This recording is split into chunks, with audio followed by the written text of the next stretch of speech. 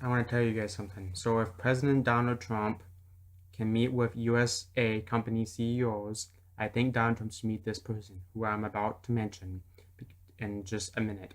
Because this person should get to have a chance to meet this person in a private meeting with Donald Trump and should get the chance of talking stuff about technology 10 to 20 years from now in the future. So, here's the person I'm about to mention. So, as you can see, this guy right here, his name is Michio Kaku. He's a physicist, so I'll read to you about what he is. A worldwide tour of a technology possibility. Space elevators, internet, able contact lenses, cars that fly by floating on magnetic fields. This is stuff of science fiction. It's also daily life in the year 2100. But it's actually talk about like things from now to 2030. There's three different timelines: now to 2030, 2030 to 2070, and 2070 to 2100. We're only going to be talking about now to 2030. Um, so here's the thing about what this book is about. Reading on three article physicist Michio Kaku details the developments in computer technology, artificial intelligence as such as aviation's AI, medicine, and space travel that are poised to happen over the next 100 years. So we're not even talking about 100 years. We're only going to talk about the next 10 to 20 years. He also considers how these inventions will affect the world economy, addresses these key questions: who will have jobs, which nations will propose. Kaku interviews 300 of the world's top scientists already working in their labs on intentions prototypes.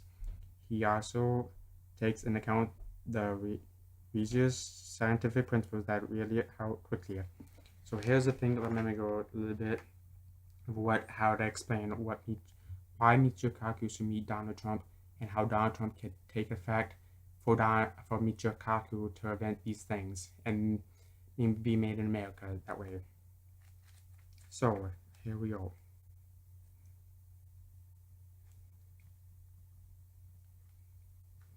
I can find it.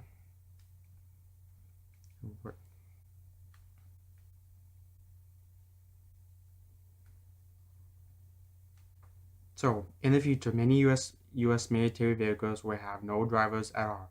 But for the consumer, it might mean cars that drive themselves at the touch of a button, allow in the drive to work, relax, admire the scenery, watch a movie, or scan the internet. I had a chance to drive one of these cars myself for a TV special for the Discovery Channel. It was a sleek sports car, modified the engineers of North Carolina State University so that it became fully autonomous. Its computers had power of 8 PCs. Entering the car for me was a bit of a problem since the interior was creamed.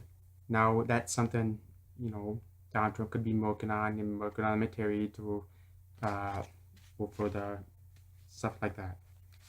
So then we're going to move to the AI chapter.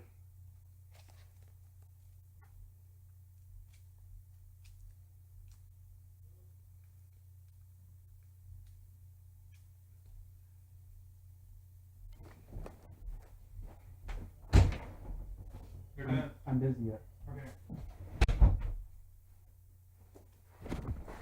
So I'm gonna move to the AI chapter. AI chapter. Right. The headline in New York Times, such as New York Times put 2016 Person of the Year Donald Trump. So he talks about maybe scientists worry machines may outsmart man. The world's top leaders in artificial intelligence (AI) had gathered in National Conference in California in 2009 to summarily discuss what happens when the machines fully take over. As in the scene from Hollywood movie, delegates ask problem questions such as what happens when robot becomes as intelligent as your spouse. So that's just the thing. So I think if Donald Trump could meet Michio Kaku and discuss some stuff of how these scientists or whatever could work things, it would be nice. So I think if he could make Michio Kaku work with scientists to make things in America, which would probably be my guess it would have to be made in America since he's want to pass a law. Donald Trump wants to pass a law for that.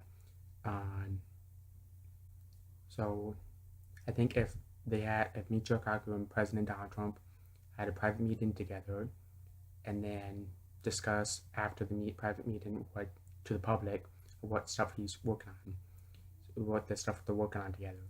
So, cause I been, in this book he talks about military, talks about medicine, which is like Medicare and Obamacare and stuff. Um, talks about, um, so I mean, this is just what the book is. So I mean, you know, if he could talk about stuff, I think would be nice. And maybe not, maybe in the next 10 years during, if President Trump gets reelected in 2020, then he could talk, Donald Trump would be talking about Michio Kaku 10 years from now. If, whatever the president after Donald Trump is, it could probably talk 15 to 20 years from now. So, I mean, just stuff that happens. So, I mean, I guess but the problem is, like, another thing about medicine, which everybody is assuming of, about Obamacare and stuff. The thing is, like, let's see here.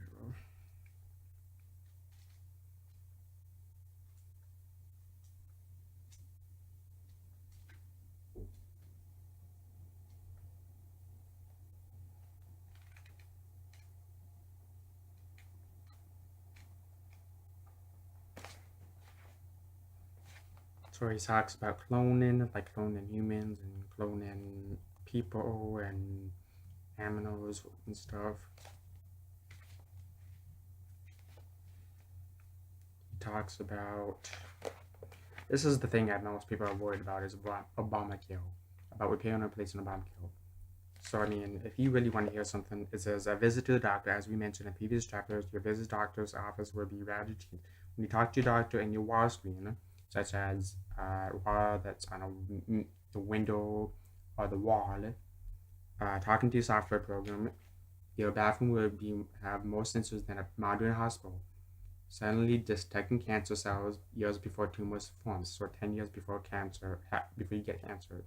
For example, for about 50% of all common cancers involve mutation in the GMP53 that can be easily detected using these sensors. If there is evidence of cancer, their nanoparticles will be injected directly into your bloodstream, which were like smart bombs to deliver cancer-fighting drugs directly to your cancer cells. So I hope Donald Trump meets Michio Kaku. They can have a private meeting, and hopefully they can discuss things of how things could be made in America and work with scientists and everything. So I just want to let you know, and hopefully make sure that you pray if Donald Trump getting reelected in 2020. So I think and also hopefully they can work together to do that stuff. So just want to let you guys know that, and peace out.